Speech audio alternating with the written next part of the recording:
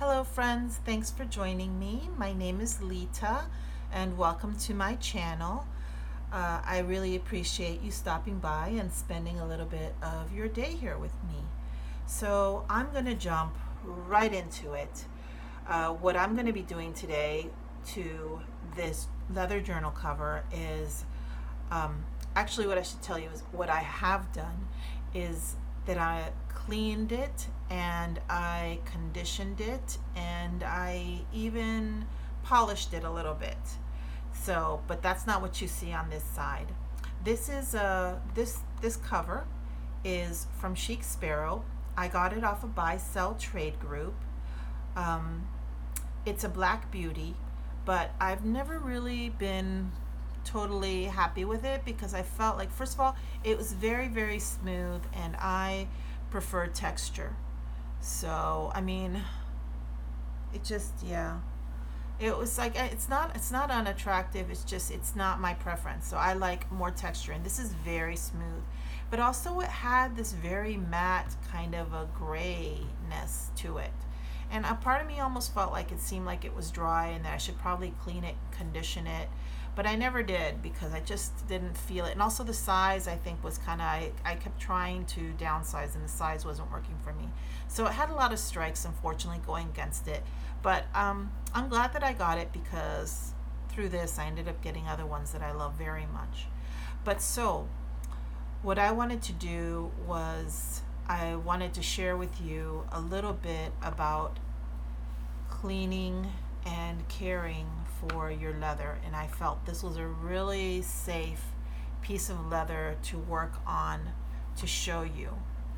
I have experience taking care of boots. I've done boot blacking here in New York City. Um, Sometimes they have festivals like during Pride Month, and I would go and volunteer as a boot black to earn tips to donate back. And also, I would do some classes. I've done a couple of classes for different organizations about leather care. So I know a little bit about leather and I know a bit about how to take care of it. So this leather I felt very comfortable with. It reminds me of a lot of the leather that you'll see on boots. I mean, just the feel of it, it's kind of like in that weight and kind of in that texture. And usually one of the things you do when you get a piece of someone's leather, this happens to be mine, and it's different than when it's like boots or a garment, that you would ask that person, you know, how have you been taking care of this in the past? But couldn't really do that in this situation. Like I said, my experience was like, this leather, I feel this and I feel comfortable with it. So one of the things when you're going to take care of your leather is you want to occasionally clean it. And the more texture it has in it, the more that your everyday dirt from the street, in this case from your hands, can get into the leather, into the small little grains or patterns, which mine is very smooth. So, you know, normally I've seen that Jennifer Harvey, what she does is she tells people that she'll just use a baby wipe. And I actually think that that is fantastic for this because of the fact that it has this white stitching. One of the things that you can do if you want to clean this in a more traditional way, which I'll show you some products. This one is called Saddle Soap. It's from a company called Fiebing's.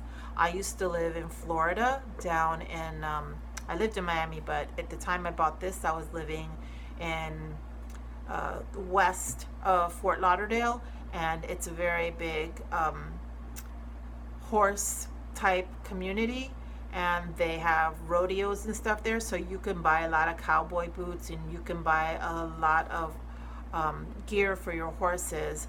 So this is saddle soap is really literally for like horse saddles. So it's definitely 100% safe to use for cleaning your products. Now I'm going to open it up. I'm going to tell you this saddle soap is very old. It's probably over 7 or 8 years old, and it shrunk down, and it's usually a brighter yellow, and it's this really weird kind of, and there's only a little bit left in here. And it's like these little pieces because one time I was shaving it to try to make a big I was just playing with it and I shaved some. But how you use this is you would take some water and you just could spray the water right into there, or if you have a brush, you could spray your brush and you would pick that up and it would get all nice and foamy, and you could get the foam on there, and then you would clean by going in circular motions. But this has already been cleaned. And as a matter of fact, what I want to do, since my desk is black and this notebook is black, I think what I'd like to do is, let me put this, and also because we've got water and whatnot, there, let me do like that, a little white towel. So you could normally do that, and you just go in round circular motions and you go in small sections, and with something that's 100% cotton, you'd go, that's clean, you'd go and you'd wipe off afterwards. But if you do that, there is color that's in to the leather that may seep out and get into your stitching. So maybe this way, not so good for you if you're not experienced. Another way you can do, another product that I have is Angelus, and this is a leather balm, and it says on here, Angelus leather balm is an ideal conditioner for shoes, boots, handbags, saddlery, leather bound books, jackets, upholstery, etc. Leather balm will keep leather soft and supple and bring new life to dried out leathers. Angelus is, I believe, out in California, and I should tell you that this leather balm though has petroleum in it, so you should know that. Other products that I have but not here on hand is Chelsea Leather Food, also Hubbard's. Hubbard's is not for cleaning, it's for conditioning though. So for me, and also you can buy saddle soap from Kiwi. I just happened to use the Fiebings because I lived in a horse community area and I had access to it, and so I could get it. And I do also have the Kiwi. As a matter of fact, I do like the Kiwi. It's not bad at all. So you can do that for cleaning, and basically, like I said, you need water, you need a little brush, or in this case, if you use something like Angelus, you don't need a brush. You would just get yourself a nice clean, I say clean because this one has already been used, because I cleaned this, I already conditioned it, which is why I'm not doing it on you here now. I mean, I could do a little spot and you'll see that basically, if you just go and you rub this in, watch, you'll see some of this color will come up. You see that? So that'll happen. This is cleaning and conditioning it at the same time though, okay? So you can use this product for that. But what I did is I cleaned this, and this conditions at the same time that it cleans. But then, because I was saying to you how I was never really happy with the way that this was gray, what I did is I used this product that's called the Maltonian. It's a soft cream. You don't use your fingers to apply this. You would use a 100% cotton rag, and you would wrap your fingers around, and you would go and you would dip in there, because this stuff will stain you. It will stain you. And you would go and you would rub around in little circles until you had it covered, and then you would let it sit for a while. And once it had set for a while, you could go back in. I have a couple of brushes. This one is for when I use blacks or sometimes dark browns. And then I have a different brush that's for if I have something that's red or that's a neutral color. I have different brushes. So this one, you use this, and let's say it's dried, and then you would use this to buff it out and to polish it. And I'm going to show you. Oh, that's looking nice right there. Oh, I like that. I'm sorry, I get into this. It's very cathartic in some ways. It's therapeutic, taking care of leathers. Something I enjoy. Now, this side is very kind of dull and matte still. It has a little bit of a shine to it because I did condition it and now I'm buffing it a little bit. But what I want to show you is the other side. Oh, this is already shining up because I was doing this because I put a little bit of that balm on there. Okay, what I want to do is I want to show you the other side. So the other side I already conditioned, and you can see how shiny this side is. The other side you see is no shine, but this side, lots of shine. I mean, and it's not because I just have this one side, because you see it's like here I can show you some shine, but do you see the difference of how the light is on there compared to like that? Do you see how it glares like it just like a mirror? And this is only one coat. If you wanted to make it shinier, just like Jennifer said, you could apply another coat. Or what you could do is you could apply a different product. Something instead of kiwi, although kiwi is a polish as opposed to a cream.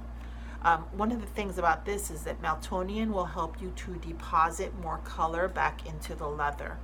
So it'll give me that darker black instead of that grayish matte type of color. Shoe polish will give you an even bigger bang for your buck as far as shine.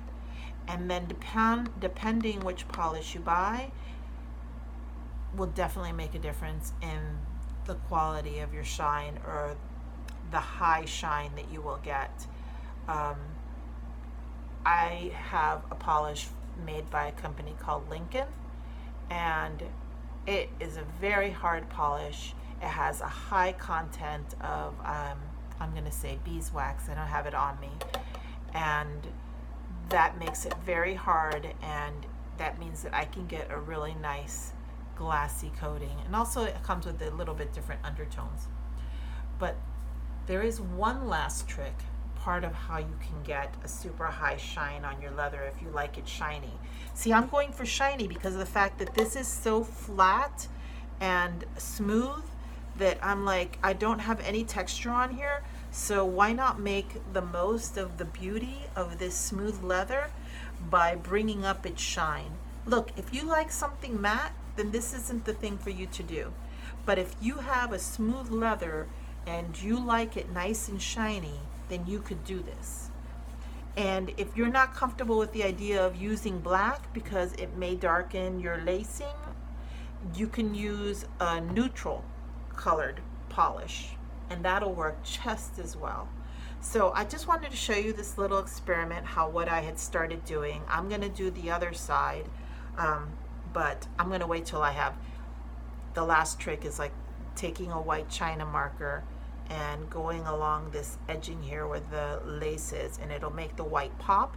But also, if you put it on before you start any of this process, it'll help to protect it so that none of the ink or dye seeps, or so much less of the ink or dye will seep in towards that area. So I think what I'll do is not this week, but I will finish this up, and at a later time I will come and I will do another review, but with it completely polished and with the laces all whitened and brightened up. So that's all that I have for you today, and I hope you enjoyed that, and I hope you come back again. Have a wonderful night, everybody. Bye.